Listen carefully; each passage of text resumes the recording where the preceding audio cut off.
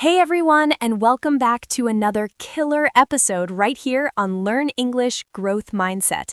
I'm Lisa, and I'm super pumped today because our topic hits home for all of us. But before we dive in, if you haven't smashed that subscribe button yet, do it now and hit the bell icon too, so you can join our awesome community. Hey folks, I'm Tony. Lisa's all hyped up, but I gotta say today's topic is kinda serious. We're talking about efficiency. Making the most of what we've got. Basically, we're diving into waste. Tony, why do you always turn everything into a logic puzzle? Waste just means trash or throwing stuff away. And honestly, this morning I did something that made me feel so guilty. I straight up lost $500 worth of stuff. $500? How? Did you misplace cash or dump it into a bad investment? Stats show financial waste is the biggest stress trigger for people. Nah, Tony, not an investment. I tossed a whole box of strawberries in the trash. I thought I'd go all healthy and make smoothies, but they just sat in the corner of the fridge and went bad. When I checked this morning, they were all brown and slimy. That's a classic case of what we call perishable inventory loss in business. At home, it's just food waste. Lisa, research says about 20% of the food we buy never even gets eaten. Spot on, and it bummed me out because on one hand, we're always talking about saving money, and on the other, I'm chucking food straight into the bin. But Tony, it's not just food. We waste so much stuff: time, money, energy, chances. Totally. The best way to learn English is chatting about real-life stuff we deal with every day. Today, we're going to teach our viewers how to talk about waste in English, and we'll spill some of our own embarrassing slip-ups too. Oh man, I'm nervous, but let's do it. Confession time. But first, Tony, break it down for our viewers. How do we use the word waste in English? It's a noun and a verb. You got it. Listen up, everyone. In English, waste is a flexible word. As a noun, it means stuff that's useless now, like garbage. For example, put the waste in the bin. But as a verb, it means not using something properly or blowing it without a purpose, like don't waste your time. Nice one, Tony. I gotta hand it to your logic. So, folks, remember what Tony just taught. Now onto my biggest screw-up. Tony, remember that yoga mat I bought last year? The purple one gathering dust in your living room corner? I've noticed its main job now is holding clothes. Yeah, that one. I figured I'd do yoga every day, become a fitness queen, dropped thousands on it. But truth is, I used it maybe twice. Just twice. Total money down the drain. We call that the sunk cost fallacy. You buy something thinking it'll change your life, but you don't switch up your habits. Money waste isn't just splurging on pricey things, it's grabbing stuff you don't need. Hey, I've got a confession too. Hold up, what? Mr. Perfectionist Tony wasted money? This is headline news. Spill it, what'd you do? I bought this high-tech coffee maker. Thought I'd brew barista-level coffee at home and save cash. Cost me 15 grand. 15 grand? Tony, you're the one lecturing me on savings. Yeah, I know. The issue wasn't the price, it was how complicated it was to use. Mornings, I don't have that kind of time.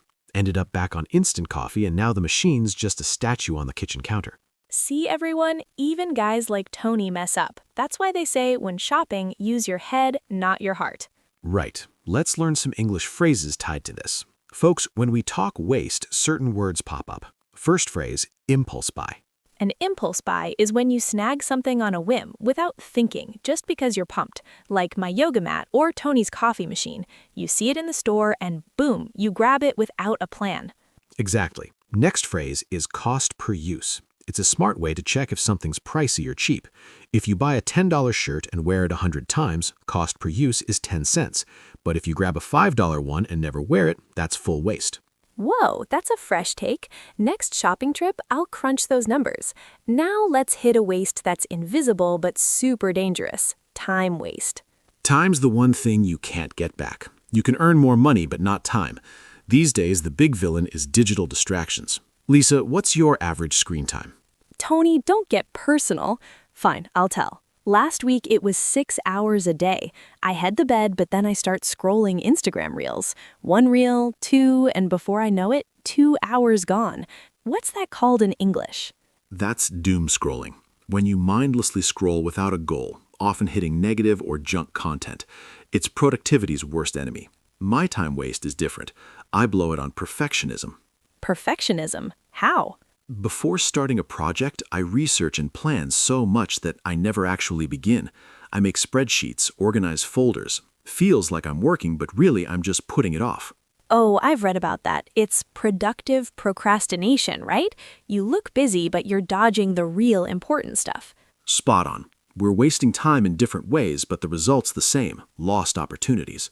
When you waste time, you're wasting chances. Opportunity waste sounds heavy. Give an example. Imagine instead of 2 hours on Reels that night, you practiced vocab or read that book you've wanted to for months. Those 2 hours were a shot at learning something new, and now they're gone forever. Tony, you're making me emotional. It's true, we think I'll do it tomorrow, but tomorrow never comes. Folks, if you're like me wasting time on Reels, drop guilty in the comments. We'll improve together. Emotions won't fix it, Lisa. We need systems. This segment's English lesson is the word procrastinate. To procrastinate means putting off today's work for tomorrow when you deliberately delay important tasks. Example, stop procrastinating and start working. Well said. Another phrase is time killer. It means something that wastes your time.